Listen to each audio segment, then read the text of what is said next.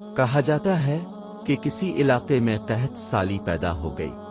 اس قحط سالی کی لپیٹ میں نہ صرف انسان بلکہ چرند و پرند سب اس کا شکار ہو گئے۔ مویشی مالکان بے حد پریشان تھے۔ اس دوران ایک مسجد کے مولوی نے جمعے کے خطبے میں نہایت یقین کے ساتھ یہ بات بتائی کہ اللہ کا نام لے کر یعنی بسم اللہ پڑھ کر دریا کو حکم دیا جائے تو وہ بھی نافرمانی نہیں کرتا۔ خطبہ سننے والوں میں ایک چرواہا بھی موجود تھا۔ مولوی کی یہ بات اس کے دل میں اتر گئی اور اس بات پر اس کا یقین کامل ہو گیا۔ اس نے واپس آ کر اپنی بکریاں کھولی اور سیدھا دریا پر چلا گیا۔ اونچی آواز سے بسم اللہ پڑھا اور دریا کو کہا وہ اپنی بکریاں چروانے کے لیے دوسرے پار جانا چاہتا ہے، اور دریا کو کہا کہ مجھے اپنے اوپر سے گزرنے دے۔ یہ کہہ کر اس نے اپنی بکریوں کو لیا اور دریا پر چلتا ہوا دریا پار کر گیا۔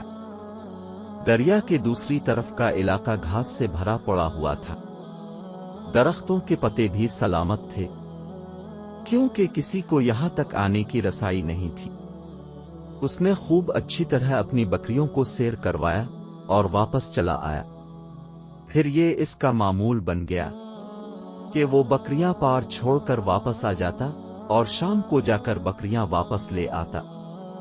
اس کی بکریوں کا وزن دگنا چگنا ہو گیا۔ لوگ چونک گئے اور اس سے پوچھا کہ وہ اپنی بکریوں کو کیا کھلاتا ہے۔ وہ سیدھا سادھا اور صاف دل نوجوان تھا۔ اس نے صاف صاف بات بتا دی کہ جناب، میں تو بسم اللہ پڑھ کر دریا پر چل کر اپنی بکریاں دوسری طرف چروانے لے جاتا ہوں۔ یہ بات سب نے سنی مگر کسی نے اس چرواہے کی بات پر یقین نہیں کیا کیونکہ یہ ناقابل یقین بات تھی۔ مگر بات ہوتے ہوتے مولوی صاحب کے پاس پہنچ گئے۔ مولوی صاحب نے اس چرواہے کو بلایا اور سارا ماجرا پوچھا۔ اس چرواہے نے مولوی صاحب کو ہی حوالہ بنا لیا کہ مولوی صاحب میں تو آپ کا شکریہ ادا کرنے والا تھا۔ اپنے جمعے کے خطبے میں جو نسخہ بتایا تھا کہ بسم اللہ کہہ کر دریا کو بھی حکم دو تو وہ بھی انکار نہیں کرتا، تو میں تو بس آپ کے نسخے پر ہی عمل کر رہا ہوں۔ مولوی صاحب حیرت سے اس کے چہرے کو دیکھتے رہے۔ مولوی صاحب نے کہا، بھائی صاحب، ایسی باتیں تو ہم ہر جمعے میں کرتے ہیں، فقط ان کا مقصد لوگوں کا ایمان بنانا ہوتا ہے۔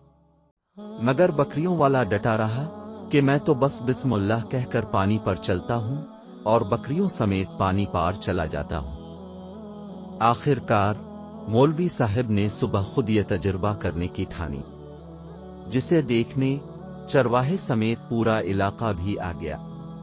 مجمع زیادہ تھا۔ مولوی صاحب نے ایک دو بار سوچا کہ انکار کر دوں کہ کہیں ڈوب نہ جاؤں، مگر وہ جو مولوی صاحب کو کندھے پر اٹھا کر لائے تھے اب بھی جوش و خروش سے اللہ اکبر کے نعرے لگا رہے تھے اور مولوی صاحب کے حق میں تعریفیں کر رہے تھے۔ آخر کار مولوی صاحب نے اپنے ڈر کو دور کرنے کے لیے ایک رسہ منگوایا۔ پہلے اسے ایک درخت کے ساتھ باندھا، پھر اپنی کمر کے ساتھ باندھا، پھر ڈرتے ڈرتے ڈھیلا ڈھالا بسم اللہ پڑھا اور دریا پر چلنا شروع ہو گئے۔ مگر پہلا پاؤں ہی رکھا تھا کہ پانی میں گر گئے۔ مولوی صاحب ڈوبکیاں کھانے لگے اور پانی کے بہاؤ میں بہنا شروع ہو گئے۔ لوگوں نے کھینچ کھینچ کر باہر نکالا۔ مولوی صاحب کی اس حرکت نے چرواہے کو پریشان کر دیا کہ مولوی صاحب کی بسم اللہ کو یہ کیا ہو گیا ہے، کیونکہ اس کا یہ روز کا معمول تھا۔ اس کے اپنے یقین میں کوئی فرق نہ آیا۔ اس نے بسم اللہ پڑھ کر بکریوں کو پانی کی طرف اشارہ کیا اور خود ان کے پیچھے چلتا ہوا دریا پار چھوڑ کر واپس بھی آ گیا۔ لوگ اسے ولی اللہ سمجھ رہے تھے اور اس کے حق میں نعرے لگا رہے تھے، مگر وہ سب سے بے نیاز سیدھا سادہ انسان تھا۔ وہ مولوی صاحب کے پاس پہنچا اور کہا، مولوی صاحب، میں آپ کی بسم اللہ کی تعریف سے کافی پریشان تھا، مگر پانی پر چلتے ہوئے مجھے آپ کی بسم اللہ کی بیماری کا پتہ چل گیا۔ इस चरवाहे ने दरख्त से बंधी रस्सी की तरफ इशारा किया और कहा, मौलवी साहब ये है आपकी बिस्मिल्लाह की बीमारी, आपकी बिस्मिल्लाह की बरकत को ये रस्सा खा गया। आपको अल्लाह और बिस्मिल्लाह से ज्यादा इस रस्से पर भरोसा था, लिहाजा अल्लाह ने भी आपको रस्सी के हवाले कर दिया।